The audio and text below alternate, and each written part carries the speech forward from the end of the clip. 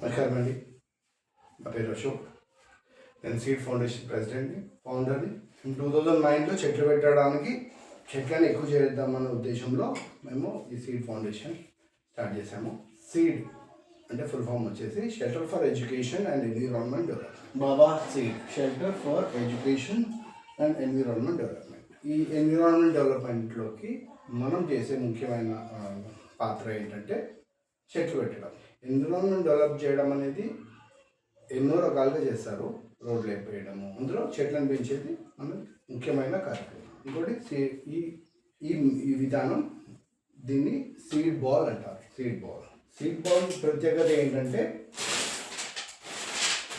మనము చెట్లను పెట్టే విధానంని ఇంకా ఫాస్ట్గా, తక్కువ ఖర్చులో తక్కువ సమయంలో ఎక్కువ చెట్లని పెట్టడం అనేది మనకి ఈ సీడ్ బాల్ ద్వారా జరుగుతుంది. ఎలాంటి అంటే మనము దీన్ని గొరిల్లా ఫార్మింగ్ అని కూడా అనొచ్చు. సీడ్ బాల్స్ అంటారు, సీడ్ బాంబ్స్ అని కూడా అంటారు.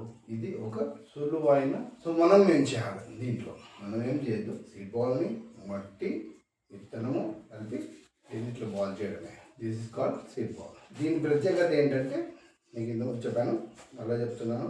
తక్కువ ఖర్చులో, తక్కువ సమయంలో ఎక్కువ చెట్లని మనము సృష్టించవచ్చు. ఇది మనం ఎండబెడతాము, ఆరబెట్టేసి, ఎండబెడితే కొద్దిగా పగులుడు వస్తాయి. ఆరబెట్టడం అనేది కరెక్ట్ పద్ధతి. ఈ ఎన్విరాన్మెంట్ డెవలప్మెంట్కి మనము చేసే ముఖ్యమైన పాత్ర ఏంటంటే చెట్లు పెట్టడం అనేది మనం చెప్పాము. అందులో చెట్లని పెట్టడం అనేది, చెట్లను ఎక్కువ చేయడం అనేది మన ఉద్దేశం. అయితే మనం ప్లాంటేషన్ చేయడం అనేది 100% మనము సర్వీస్ ఇచ్చిన వాళ్ళం కాము.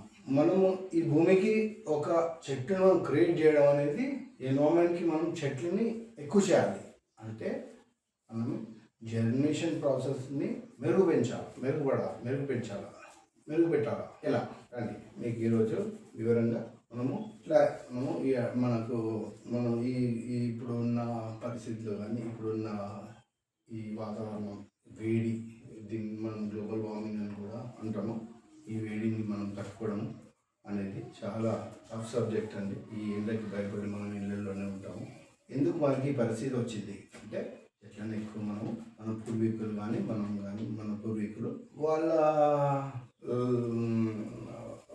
లైఫ్ స్టైల్ వేరే.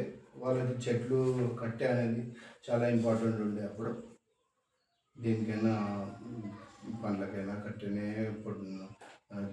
నీటికైనా కట్టెనే, పట్టికైనా కట్టెనే, దేనికైనా కట్టెలని ఎక్కువ యూజ్ చేసి అప్పట్లో మనం పూర్వీకులు సర్వే అయ్యేవారు.